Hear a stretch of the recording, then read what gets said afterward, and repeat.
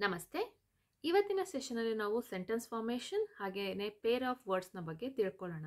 ಹಿಂದಿನ ಸೆಷನ್ಸಲ್ಲಿ ನಾವು ನೌನ್ ಇರ್ಬೋದು, ವರ್ಬ್ಸ್, ಪ್ರಿಪೋಸಿಷನ್, ಆರ್ಟಿಕಲ್ಸ್ ಹಾಗೆ ನಿಮ್ಮ ಕಾಂಪಿಟೇಟಿವ್ ಎಕ್ಸಾಮ್ಸ್ನಲ್ಲಿ ಬರುವಂತಹ ಎಲ್ಲ ಪ್ಯಾಟ್ರನ್ ಅಥವಾ ಸಿಲೆಬಸ್ ಬೇಸ್ಡ್ ಆಗಿ ಮಾಡೆಲ್ ಕ್ವಶನ್ಸ್ನ ಡಿಸ್ಕಷನ್ ಮಾಡಿದ್ದೀವಿ. ಆಲ್ಮೋಸ್ಟ್ ಸ್ಟೇಟ್ ಹಾಗೂ ಸೆಂಟ್ರಲ್ನಿಂದ ವಿಲೇಜ್ ಅಕೌಂಟೆಂಟ್ ಇರಬಹುದು, ಬ್ಯಾಂಕಲ್ಲಿ ಕಾಲ್ ಆಗಿದೆ, ಪಿ ಡಿ ಒ ಕಾಲ್ ಆಯಿತು, SSC ಕಾಲ್ ಆಗಿದೆ, BMTC ಕಾಲ್ ಆಗಿದೆ. ನೋಡಿ ಎಷ್ಟೊಂದು ಜಾಬ್ ಕಾಲ್ ಆಗಿದೆ ಅಲ್ವಾ. ಎಲ್ಲದಕ್ಕೂ ಕೂಡ ಜನರಲ್ ಇಂಗ್ಲೀಷ್ 35 ಮಾರ್ಕ್ಸ್ ಸಿಗಿದೆ. ಸೊ ನೆಗ್ಲೆಕ್ಟ್ ಮಾಡಬೇಡಿ ಅಂತ ಹೇಳ್ತಾ ಬನ್ನಿ ಕ್ಲಾಸ್ಗೆ ಹೋಗೋಣ. ಸೆಂಟೆನ್ಸ್ ಫಾರ್ಮೇಷನ್ ಯಾವ ರೀತಿ ಇರುತ್ತೆ ಪ್ರಶ್ನೆಗಳು.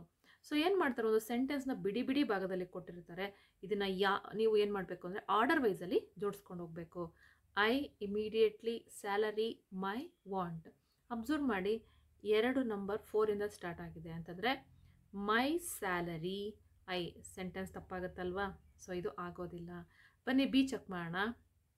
1ಇಂದ ಸ್ಟಾರ್ಟ್ ಆಗಿದೆ. I want my salary immediately. So the answer is B. Do today, you must it. So ಮತ್ತೆ ಆನ್ಸರ್ನ ಚೆಕ್ ಮಾಡಿ. ABCಯಲ್ಲಿ ಒಂದು 3ಇಂದ ಸ್ಟಾರ್ಟ್ ಆಗಿದೆ, 2ಇಂದ ಸ್ಟಾರ್ಟ್ ಆಗಿದೆ, 1ಇಂದ ಸ್ಟಾರ್ಟ್ ಆಗಿದೆ, 5ರಿಂದ ಸ್ಟಾರ್ಟ್ ಆಗಿದೆ. ಸೊ ನೀವು ಆನ್ಸರ್ನ ಒಂದ್ಸಲ ಮನಸ್ಸೊಳಗಡೆ ಅಂದ್ಕೊಂಡ್ರೆ ಈಸಿ ಆಗುತ್ತೆ. ಬನ್ನಿ ಏನು ನೋಡೋಣ. 3ಇಂದ ಸ್ಟಾರ್ಟ್ ಆಗಿದೆ. You must do it today. So the answer this one. ಗೊತ್ತಾಗ್ತಿದೆ ಅಲ್ವಾ. You must do it today. ಅಲ್ಲೇ ಉತ್ತರ ಇರುತ್ತೆ, ಅದನ್ನು ನೀವು ಗಮನಿಸ್ಕೊಳ್ಬೇಕು ಅಷ್ಟೇ. Left the house he suddenly. So ಇಲ್ಲೂ ಕೂಡ ಆನ್ಸರ್ ಬಹಳ ಈಸಿ ಅಂತಲೇ ಅನ್ನಿಸ್ತಾ ಇದೆ ನನಗೆ. ಬನ್ನಿ ಚೆಕ್ ಮಾಡೋಣ. ಇಲ್ಲಿ ಅಬ್ಸರ್ವ್ ಮಾಡ್ತಾ ಇದ್ದೀರಾ ಅನ್ಕೋತೀನಿ. ಲೆಫ್ಟ್ ಅನ್ನೋವಂಥದ್ದು ಫಸ್ಟ್ ಇರೋದು ಉತ್ತರ ಆಗಲಿಕ್ಕೆ ಸಾಧ್ಯ ಇಲ್ಲ. ಹಿ ಅನ್ನೋವಂಥದ್ದು ಯೂಶ್ವಲಿ ಬಿಗಿನಿಂಗಲ್ಲಿ ಬರೋದು ಹೆಚ್ಚು. ಸೊ ಹಿ ಅಂತ ಇರೋದ್ರಿಂದ ಅದನ್ನೇ ಫಸ್ಟ್ ಚೆಕ್ ಮಾಡ್ತೀನಿ. He suddenly left the house. So answer is C. Medicine a Neeta given was. So Neeta ಅನ್ನೋ ಹೆಸರು ಬಿಗಿನಿಂಗ್ ಇರೋದ್ರಿಂದ ನೀತಾ ಅನ್ನೋ ಹೆಸರನ್ನೇ ನಾವು ಫಸ್ಟ್ ಚೆಕ್ ಮಾಡೋಣ. ಕೆಲವೊಂದ್ಸಲ ನೇಮ್ ಬಂದಾಗ ಚೆಕ್ ಮಾಡಿ, ಅದೇ ಇರುತ್ತೆ. ಇಲ್ಲ ಅಂತಂದರೆ ಯಾವುದಾದ್ರೂ ಪರ್ಟಿಕ್ಯುಲರ್ ಆಗಿ ಪ್ರೊನೌನ್ ಇದೆಯಾ ಅನ್ನೋದನ್ನು ಚೆಕ್ ಮಾಡಿ. So I felt it is fifth one. Neeta was given a medicine. ಕರೆಕ್ಟಾಗಿದೆಯಾ? Neeta was given a medicine. So answer is E. Next, of we heard him had. ಏನಪ್ಪ ಕ್ವಶನ್ ಈ ಥರ ಇದೆ ಅಂತ ಅಂದ್ಕೊಳ್ತಿದ್ದೀರಾ ಅನ್ಸುತ್ತೆ. ಸೊ ವಿ ಅನ್ನೋವಂಥದ್ದು ಬಿಗಿನಿಂಗಲ್ಲಿ 3ಅಲ್ಲಿದೆ. ಸೊ ಇದು 3ರಲ್ಲೇ ಒಂದು ಉತ್ತರ ಅಂತೂ ಆಗಿರುತ್ತೆ. ಬನ್ನಿ ಎಲ್ಲದನ್ನು ಕೂಡ ಚೆಕ್ ಮಾಡ್ತಾ ಹೋಗೋಣ.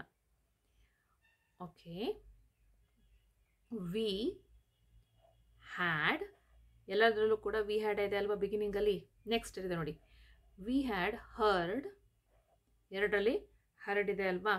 V had heard of him. We had heard him of. ತಪ್ಪಾಗುತ್ತಲ್ವಾ. So the answer is E. We had heard of him. So ಈ ರೀತಿ ತಿರ್ಗಮುರ್ಗ ಅಂದರೆ ಏನು ಸೇಮ್ ಸೆಂಟೆನ್ಸಿನ ಫ್ರೇಸಸ್ನ ಡಿವೈಡ್ ಮಾಡಿ ಕೊಟ್ಟಿರ್ತಾರೆ, ಅದನ್ನು ನೀವು ಐಡೆಂಟಿಫೈ ಮಾಡಬೇಕು. ಪೇರ್ ಆಫ್ ವರ್ಡ್ಸ್, ಇದು ಕನ್ನಡದಲ್ಲಿ ಕೂಡ ಕಾಂಪಿಟೇಟಿವ್ ಎಕ್ಸಾಮಲ್ಲಿ ಕೇಳಿರ್ತಾರೆ, ನೀವು ಗಮನಿಸಿರ್ತೀರ. ಒಂದು ಪದದಿಂದ ಇನ್ನೊಂದು ಪದಕ್ಕೆ ಕನೆಕ್ಷನ್ ಇರುತ್ತೆ. ಇದೇ ಥರ ಕನೆಕ್ಟ್ ಆಗುವಂತಹ ಒಂದು ಕನೆಕ್ಷನ್ ಈ ಕೊಟ್ಟಿರುವಂಥ ಚಾಯ್ಸಸ್ಸಲ್ಲಿ ಯಾವುದು ಅಂತ ನೀವು ಐಡೆಂಟಿಫೈ ಮಾಡಬೇಕು. Diva, opera. ದೀವಾ ಅನ್ನುವಂಥವಳು ವುಮೆನ್ ಸಿಂಗರ್, ಒಪೇರಾ ಅನ್ನುವಂಥದ್ದು ಒಂದು ಮ್ಯೂಸಿಕಲ್ ಕಾನ್ಸೆಪ್ಟ್ನ ರೆಪ್ರೆಸೆಂಟ್ ಮಾಡುತ್ತೆ. ಪ್ರೊಡ್ಯೂಸರ್, ಥಿಯೇಟರ್ ಪ್ರೊಡ್ಯೂಸರ್ ಅವಶ್ಯಕತೆ ಇದೆ, ಆದರೆ ಥಿಯೇಟರಲ್ಲಿ ಪ್ರೊಡ್ಯೂಸರ್ ರೋಲ್ ಅಷ್ಟು ಇಂಪಾರ್ಟೆಂಟ್ ಆಗಿರೋದಿಲ್ಲ. Director, drama. ಕಂಡಕ್ಟರ್, ಬಸ್ಸಿಗೆ ಕಂಡಕ್ಟರ್ನ ಅವಶ್ಯಕತೆ ಇದೆ, ಡ್ರಾಮಾಗೆ ಡೈರೆಕ್ಟರ್ನ ಅವಶ್ಯಕತೆ ಇದೆ, ಥಿಯೇಟರ್ಗೆ ಪ್ರೊಡ್ಯೂಸರ್ನ ಅವಶ್ಯಕತೆ ಇದೆ.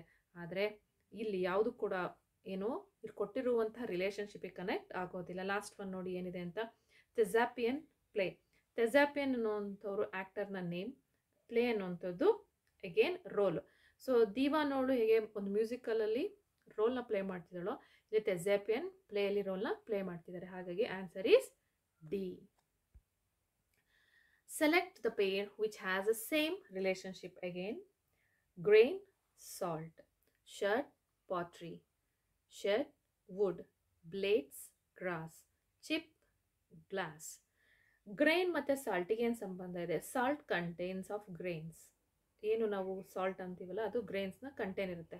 ಹಾಗೆಯೇ glass is made up of chip. ಇದು ತುಂಬ ಸಲ ಎಕ್ಸಾಮಲ್ಲಿ ಕೇಳಿದ್ದಾರೆ. ಈಗ ಗ್ರಾಸನ್ನು ಕಟ್ ಮಾಡೋದಕ್ಕೆ ಬ್ಲೇಡ್ ಯೂಸ್ ಮಾಡ್ತೀವಿ. ಶೇಡ್ ಅಂತ ಅಂದರೆ ಅಗೇನ್ ಚೂರು ಪಾರು ಏನೋ ಚೂರು ಇರೋದನ್ನು ಕಟ್ ಮಾಡೋದಕ್ಕೋಸ್ಕರ ಬಳಸ್ತಾರೆ. Again pottery. ಆದರೆ ಇಲ್ಲಿ ಹೇಳ್ತಿರೋ ಸಾಲ್ಟ್ ಏನನ್ನ ಒಳಗೊಂಡಿದೆ, ಹಾಗೆಯೇ ಗ್ಲಾಸ್ ಏನನ್ನ ಒಳಗೊಂಡಿದೆ ಅನ್ನೋದು ತುಂಬಾ ಇಂಪಾರ್ಟೆಂಟ್ ಆಗುತ್ತೆ. Next, tossed spear, mangle iron, scabbard sword, bow arrow, pens AP. So ಇದು ತುಂಬಾ ಇಂಪಾರ್ಟೆಂಟ್. ಮೋಸ್ಟ್ಲಿ ನಿಮಗೆ ಸಡನ್ನಾಗಿ ಇಲ್ಲಿರುವಂಥ ಎಲ್ಲ ಪದಗಳು ಹೊಸ್ತು ಅಂತ ಅನಿಸ್ಬೋದು. ಫಸ್ಟ್ ನಾನು ಇದ್ರ ಮೀನಿಂಗ್ಸ್ನ ನಿಮಗೆ ಹೇಳ್ಬಿಡ್ತೀನಿ.